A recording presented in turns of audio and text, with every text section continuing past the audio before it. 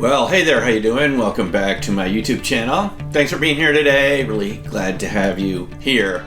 I want to talk to you today about the exciting subject of crop circles. You know, this is something I've been involved with since I went over to the UK in 1997 just to get some feedback on one of my RV sessions, which happened to be a crop circle target, the Windmill Hill Julia set. And I noticed going over there that people were reporting stories and experiences of having camera and battery failure in their devices when they went into the crop circles. And I started seeing this myself the following year. Started seeing my own devices starting to act weird. And, you know, the camera wouldn't focus properly.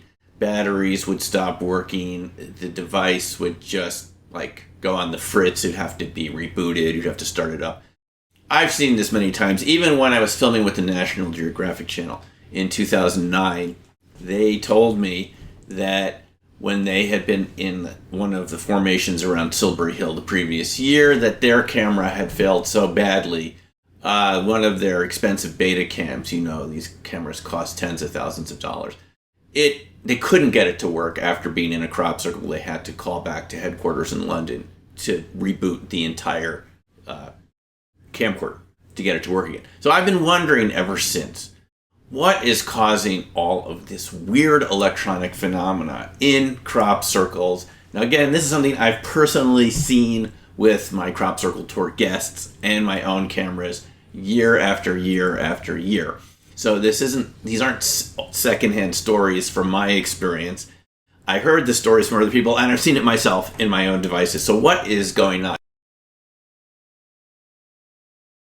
Your camera? And has it ever done that before? No, I've taken 900 photos on it and it's just stopped. And what do you think's causing that? I got no idea, but when I get it, yeah, it's probably because I'm going to catch a plane. Okay, Dan, can you tell me about what happened with your compass here? Well, I have a digital compass, a Casio readout compass. Anyway, it's lost its calibration after I was out in the crop circle. I came back and I turned 90 degrees, I get a 180 degree reading. In other words, it shows north over here and south over here, which is be 90 degrees to each other. So something's happened to it. Has it ever done that before? No. Thanks. Okay. Oh, about 50 yards from the crop circle, my camera was working perfectly, which, by the way, is a brand new, very expensive camera. And now, upon entering the crop circle, it lost its ability to focus, and now I think it won't even turn on. Has it ever done this before? Never, ever. I think it's shot. Now, first of all, this doesn't happen in every single crop circle. It happens in a small percentage of crop circles. I would guess perhaps 5% of the crop circles. So that may mean that you may see it once in a summer if you're going into a whole bunch of crop circles, or maybe even not at all. But I've seen it enough to know that this isn't just a random sort of process. This isn't just people's cameras and batteries just failing, because if that were true, you'd see this happen all the time in your devices when you're just at the beach or on vacation somewhere. It doesn't seem to happen then, but it does seem to happen in crop circles. So what's going on? I have been really looking into this for about 2 decades, and fortunately, the science has caught up with our observations so we can start making sense of what these crop formations are doing. It was Colin Andrews who pointed out to me, you know, he said, Timmy, no, it's very interesting because the wheat in the fields is standing up, the stalks of wheat, and they're not touching each other. And then we're on the ground, they're all kind of in a pattern, they're swirled around, they're touching each other.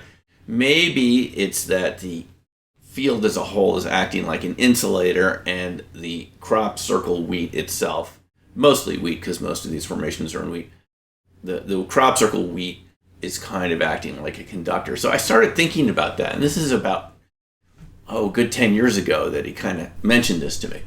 And what we have now are a lot of developments in science around materials that can act like metals and start conducting, and a whole new range of materials that we call topological insulators, which are actually compounds that don't conduct very well and mainly act like insulators in the bulk, but at the edge they have very high levels of electrical conductance, even approaching superconductivity. So topological insulators are actually things that are mostly insulators, and at the very edge, they're superconductors. So think about it for a second, because wheat itself is kind of like an insulator. You're not going to get a lot of electrical conductance if you put little metal probes on wheat. But the very interesting thing about it is the properties of these topological insulators that scientists have found in the lab. Those properties also apply to crop circles, and let me explain how. What a topological insulator is a compound of two elements with very different topologies. Topology is actually not about the shape of something, it's about the fundamental properties. And if you put two compounds together that have these very different fundamental properties, the electrons seem to have a certain structure.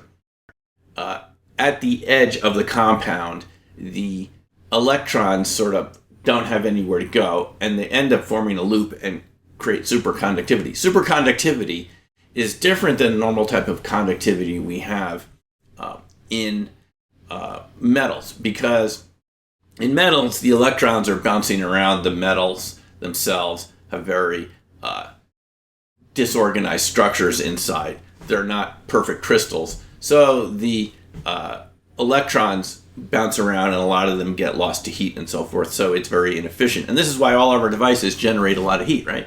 And you have to recharge your batteries, replace them, because the electron conductance is very inefficient. But in superconductors, it's extremely efficient because the electrons flow in a kind of perfect way and there's no resistance. And so superconducting devices are thousands of times more efficient than regular devices that we have now. And you can get superconductivity at temperatures really close to absolute zero. But the holy grail for material scientists is to get superconductivity at room temperatures, where we could actually use it and have devices that would only need to be charged up, like if it was your cell phone or something, like once a year, right? Because the electron flow would be so efficient.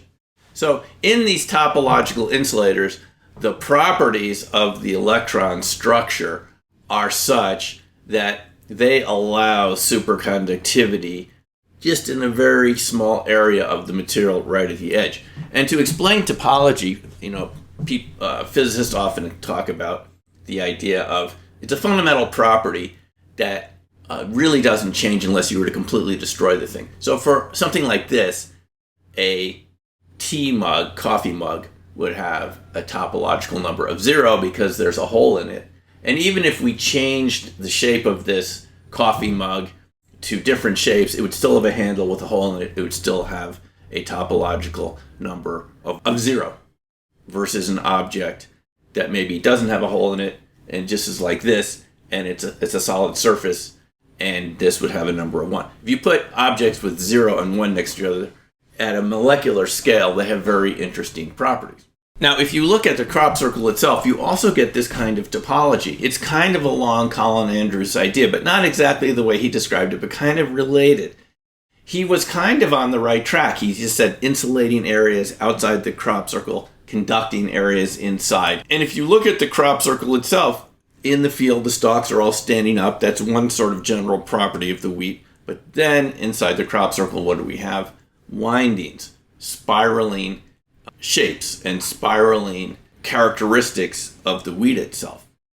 And those characteristics give the topology of the crop circle a very different set of characteristics versus the topology of the standing field. And if you put those two different sort of functions together in the same area, standing wheat and wheat that's laid down in spiral patterns, you have different topologies, and perhaps it's enough to create a topological insulator, which is mostly insulating, and then right at the edge, it's conducting. And there's a new state of topological insulators, even called fragile topological insulators. Because you're probably thinking to yourself, well, what's that mean? You're talking about materials that are compounds and they're all put together, and we can understand those becoming conductors, but it's all spread out in the field and so forth. But there's a new state called fragile topological conductors, and this is a very recent discovery, which is that beyond things like crystals and other sorts of compounds that are kind of rigidly formed, you get this same sort of topological insulating effect in other sorts of materials that are not quite as pure. And material scientists are now thinking that you get topological insulators in perhaps 25% of all materials that we know about. 25%. Some even go as far as saying you're going to get these topological insulating properties in almost every material.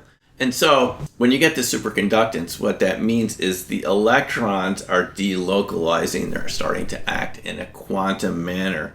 In the insulating section, they're just kind of acting in an ordinary way.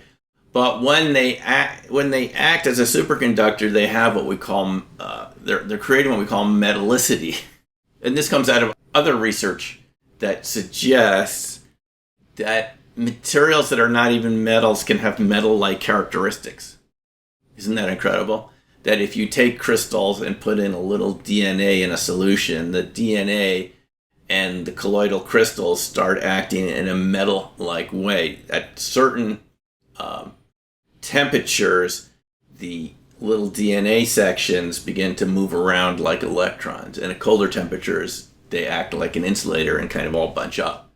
So what we're talking about here are phase transitions, and the crop circle itself represents a type of phase transition. What we're finding is that phase transitions actually can exist in different types of properties that allow those properties to have metal-like characteristics of electron flow, electricity in a very ordinary material. And that is how even a material like wheat could possibly have metal-like characteristics and superconducting effects based on the pattern that's there. Now, if you look over the years, we've had a lot of interesting effects in crop circles, and probably a lot of people don't know about this, but we've seen this in different forms in different crop circles over the years. One example was the Milton Hill Farms formation, so-called. And Colin Andrews and an engineer, Jean-Noel Aubin, went in with a magnetometer and measured the levels of magnetism in this particular crop formation. And what they found was that there was a pattern of magnetism very similar to the shape of this crop circle, but it wasn't exactly the shape, but it was kind of overlaid where the circles were. This was a formation around an old Celtic mound.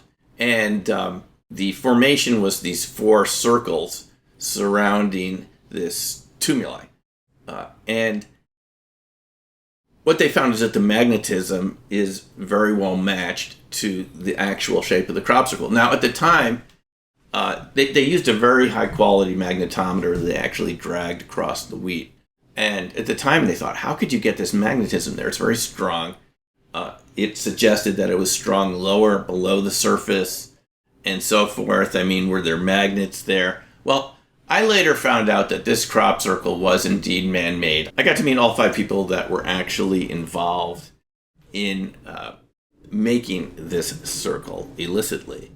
And they didn't bury any magnets there. So what is really going on here? You have this, is this kind of an induced magnetic effect that is created from the pattern of the wheat, from the topology of the crop circle structure? It's a really question we have to think about. And other people at times have reported that their compasses start spinning around when they go into a crop circle. So is this also kind of an induced magnetism, what's called synthetic magnetism? The importance of this is we have all of the elements for a very sort of exotic type of quantum object from ordinary materials, namely wheat.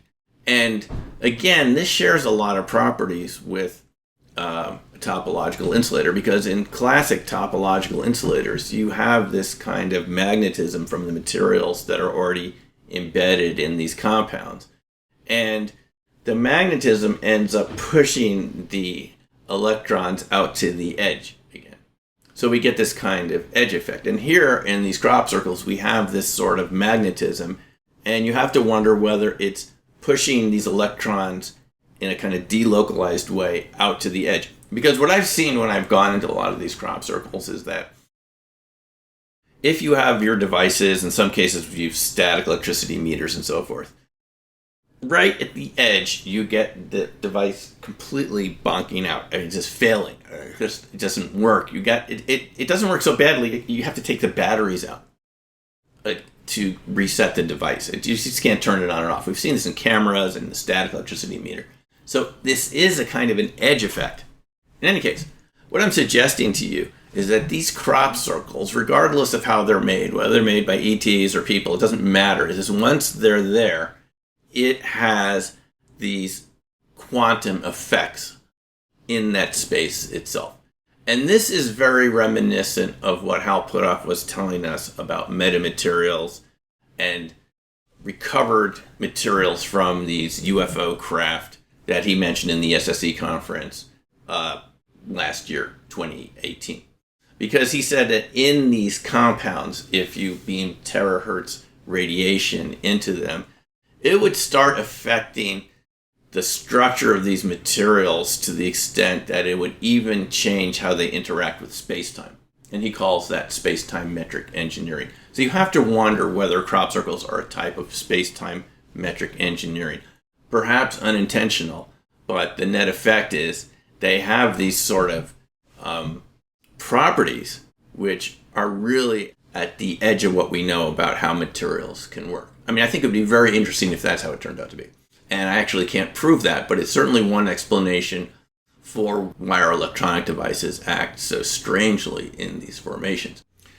Now, one other interesting aspect here is if these crop formations have properties of topological insulators, then it would also go a long way in explaining some of the other weird effects that people have described around crop circles. This is weird temporal effects, in other words, feeling like time operated in a kind of an unusual way while they were in the crop circle, that it seemed to expand or contract in ways that they couldn't explain, feeling like you were there for much longer, or having interesting temporal anomalies with your watches, things like this. Also, strange objects that are seen in and around crop circles, strange light phenomena, balls of light, even UFO type objects that even the human circle makers have reported seeing over their formations while they're making them. And it would also seem to explain why some people have apparent remote viewing types, precognitive experiences with crop circles in some cases, seeing the shapes in their minds before they appear, or having spontaneous feelings of going out to a particular area and finding a crop circle there. These would all be explained by the types of space-time shifts that you get that would be associated with these types of phenomena. And when I was at the 2018 SSE conference, I got a chance to talk to Hal before and after the lecture, and he did admit to me that these UFO materials that they've been studying, he only talked about one type at the conference, the bismuth magnesium compounds. But he did admit to me that these are topological insulators. And then he wanted to know, why are you interested in topological insulators? So we know that these UFO metamaterials are also topologically insulating materials.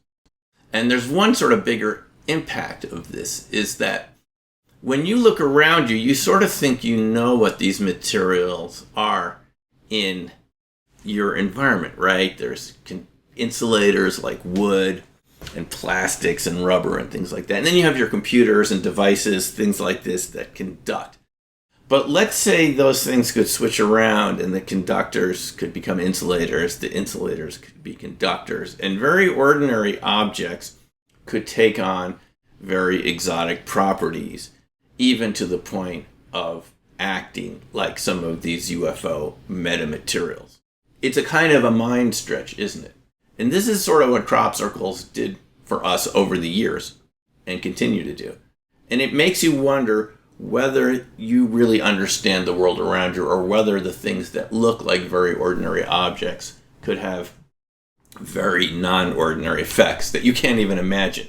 But nonetheless, you see from these sort of examples that I'm giving you. So it's just something to think about. Well, that's it for now. But if you have any questions or comments, please feel free to put them in the box below. Like and subscribe. Again, thanks for listening to this, and we'll talk to you next time. Take care for now. Bye.